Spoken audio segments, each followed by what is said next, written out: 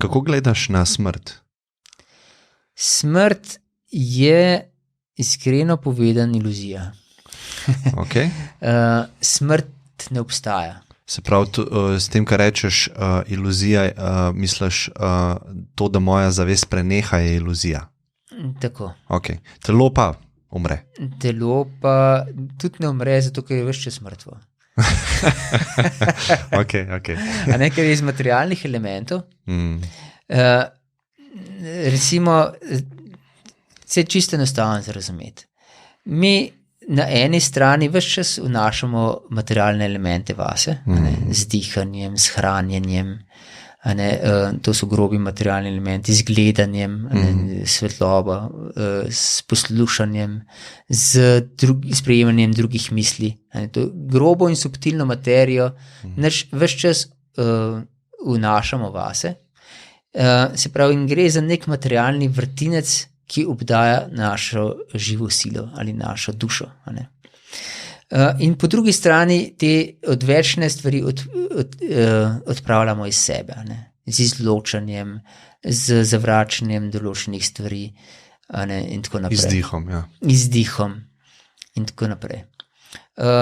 In to pravzaprav materija je mrtva snov, v resnici. In ko mi zapustimo ta vrtinec materije, sprav, ko umremo, če se klasično izrazim, potem ta vrtinec pač se neha vrteti in začne propadati. Se pravi, materialno telo, ki mi mislimo, umre, pravzaprav ne umre, je že ves čas mrtvo, samo ni več oživljeno. In zato začne razpadati. Medtem ko duša, ta živa sila, je pa tako večna, nikoli ni nastala in nikoli ne bo prenehala obstajati. Kako to veš? Iz večjih stališč. Prvič je tako pravi Krišna v Bhagavad Giti, Bog tako govori. Drugič po čisti logiki. In o tej logiki smo se že prej pogovarjali. Kako vidim, da jaz prehajam od otroštva do mladosti in starosti, se pravi, moje telo tako na grobi kot subtilni ravni se nenehno spreminja, jaz pa ostajam ista oseba. In se pravi, iz tega gledišča imam jaz osebno izkušnjo, da sem večno bitje. In če vzamem čisto filozofsko koncept duha, duh je večen, ne more biti začasen, ker to je definicija materije. Duh pa je večen, nima ne začetka, ne konca. Tudi sam zakon o tem o ohranitvi energije, govori o tem, da je energija večna, da se samo preoblikuje. To recimo materija se pač preoblikuje. Tudi materialne te elementi, ki so v telesu, so ravno tako večni, samo oblika se nenehno spreminja in energija. Tako da duša je zato po definiciji duha večna, tako kot je Bog večen, nima ne začetka, ne konca. In ravno tako ta živa sila. Meni se zdi, da bi bilo strašno nelogično, da bi bila duša miljiva, da bi bil duh miljiv. Ne, recimo, če bi ta živa sila. Ja, če bi bila ta živa sila narejena na način, da potrebuje materialno skupek določenih stvari in te določene stvari odmrejo ali pa grejo na nepovezane delčke, ob razkrajanju telesa, takrat bi jaz videl, da je možno, da to tudi preneha. Ja. Se pravi, jaz osebno se ne spomnim, dam vedno ta primer pred mojim rojstvom, kaj se je dogajalo. Iz te perspektive zdaj, ko zdaj ta spominček kot nek balonček s helijem sabo nosim čez življenje, spomin, kdo je Klemen, pa kaj se mu je dogajalo, to se je zagotovo ostal ob mojem rojstvu. Nimam upogleda, kaj je bilo pred tem. Ne? Eni imajo, ne? Ja, to je res, ne? Za sebe govorim. Ne? Ja. In iz tega vidika se mi zdi možno, da je tako tudi pol, ko umrem, ne? Da je na isti način, ne? Stvar odrezana. Ja, zdaj ljudje večinoma verjamejo, da je smrt čudež. Da je smrt čudež. Tako. Naj razložim, kaj za to pomeni. Naprimer, kristjani, neki, ki niso zares globoko duhovno povezani z Bogom, kakršnih je zelo veliko v Sloveniji, ne? Oba imava verjetno izkušnje. Nekateri ljudje hodijo k maš za velike praznike, drugače živijo običajno posvetno življenje kot drugi. Velike kristjanov sem videl po nekih raziskavah, ki se deklarirajo za kristjane, pa v Boga pa ne verjamejo. Skar se mi zdi fascinantno, ampak tako je. Ja, vsak se lahko po svoje identificira. Tako, ja. No, kakorkoli že, veliko je takih, se pravi, pobožnih ljudi, tudi v Indiji, ki grejo parkrat na let v tempelj, ampak nimajo pa nekega pristnega stika z Bogom. No, ampak ti ljudje verjamejo, da bojo šli v nebesa, ko bojo umrli. In ateist verjame, da ga ne bo več, po smrti. Se pravi, tako en kot drug verjameta v čudež smrti. Da bo smrt drastično spremenila njun obstoj. Tako ateist kot nek tak običajen kristjan. Se pravi, smrt bo temeljito spremenila moj obstoj. In to je pravzaprav vera v čudež. Medtem ko Krišna pravi v Bhagavad Giti, jam vapi smaram bhavan, tečanti antikaliram, tam aveti kaunteja sadatat pavita. In to pomeni, da kakršnokoli stanje bivanja ima človek v mislih, ko zapusti telo, takšno stanje nedvomno doseže. Se pravi, karkoli mi prenesemo do trenutka smrti, to stanje nadaljujemo po smrti. Samo dobimo novo telo. In tudi Krišna govori v Bhagavad Giti, da pravzaprav je ta menjava telesa je kot menjavanje obleke. Ko je ena obleka tako ponošena in neuporabna, da ni več za nobeno rabo, jo zavržemo, in oblečemo novo. In to govoriva o reinkarnaciji. In to govoriva o reinkarnaciji. Če pa dvignemo svojo zavest na božansko raven, pa postanemo po svoji naravi enaki Bogu. Svojo zavestjo pravzaprav. Gre za zavest. Se pravi, naša zavest ni več pod vplivom teh enačen z materijo, tega ega, ko smo pregovorili, ampak se popolnoma očisti vseh teh zmotnih predstav sama sebi in se poveže v ljubečem odnosu z Bogom. In potem pa jasno ni več ujeta v materialni svet, ampak živi v transcendentalnih svetovih, ki so pa v bistvu niso omejeni z materijo, ampak so na čisti duhovni ravni. So svobodni, tam si res svoboden. Da lahko počneš, kar hočeš, imaš katerokoli podobo hočeš. A hočeš kaj? Hočeš. Če si spojen z Bogom. To je zanimivo. Želja ni vzgib materije. Želja je vzgib duha. Zdaj, želja v materialnem svetu se kaže po nenehni zapolnitvi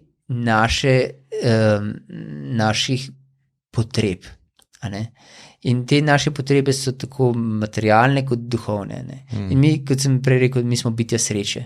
In če se mi enačimo z materijo, se pravi z raznimi materialnimi identifikacijami, jaz sem moški, jaz sem ženska, jaz sem kristjan, jaz sem musliman, jaz sem Slovenec, jaz sem Kitajc, karkoli že od tega. Potem imam potrebe, ki jih projiciram v to svojo identiteto. In si jih kar naprej kreiram želje, kaj mi bo pomagalo, da ohranjam svoj obstoj.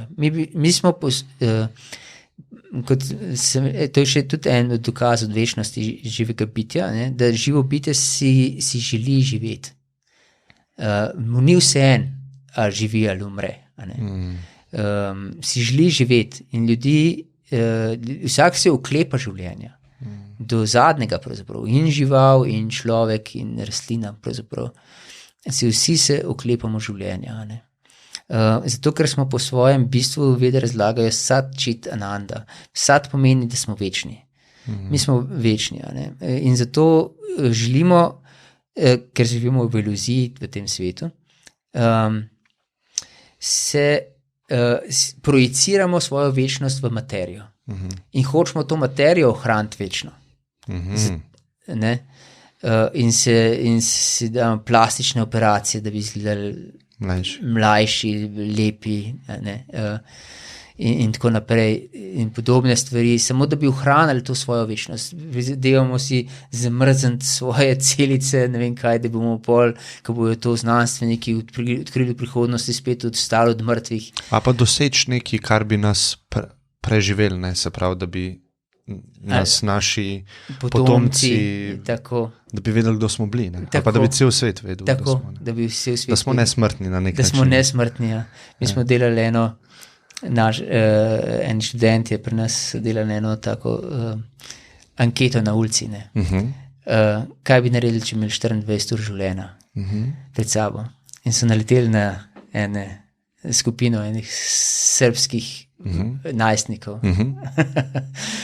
In je ena tako zelo zgovorna punca rekla, da bi si postavila spomenik v sred Beograda, da bi vsi vedeli, ko sam ištasam. To bi 24 ur zadnjih delala. Tako. Ne, to v tem smislu, ki si rekel. Ne, da bi... V bistvu bi pretentala pol to celo eksperiment, ne bi umrla na nek način. Ne? Še vedno bi tam bila. Hotela bi ohraniti svoj obstoj. Ja. To je želja po ohranitvi našega obstoja. In to je še en od dokazov večnosti živega bitja. Ne? In drug je čit, pomeni zavedanje, vedenje, znanje. Ne? In živo bitje tudi hrepeni po vedenju, po znanju. In zato je človek, ki je radoveden, si želi pridobivati veliko znanja, zato so te razni mediji tako popularni, ker nam posredujejo nenehno neke informacije, neko znanje. Ne? Brownievke na trgu je zanimivo poslušati, ker imajo poln raznih informacij, ali pa kakšne, če se vrnemo v stare čase, krčmari, stičišče informacij. No in to je drugo stanje, je se pravi vedenje, zavest, razširjena zavest, vedenje, ne? Po katerem mi hrepenimo potem v tej iluziji, skušamo s tem materialnim znanjem zapolniti to naše hrepenenje po tej širni zavesti. In končno Ananda pa pomeni sreča, blaženost. Je pa tretje stanje, po katerem hrepenimo. Kot sem prej že velikrat danes omenil, da smo bitja sreča. In po teh treh stanjih si mi nenehno hrepenimo in si zanje prizadevamo. Glede razsvetljenja, reinkarnacije. Ja.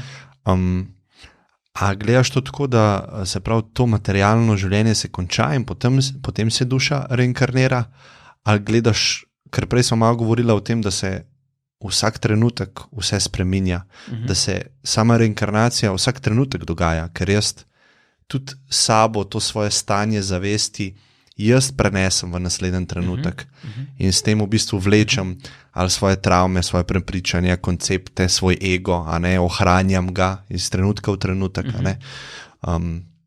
Ker jaz nikoli nisem zares razumel, kakšno je iz tam, kaj izvira ta termin ali pa ta koncept, kakšno je bilo originalno videnje tega. Ne? Ja, točno to, kar si zdaj omenil. Reinkarnacija je oboje. Mi nenehno se reinkarniramo znotraj tega telesa. Ne?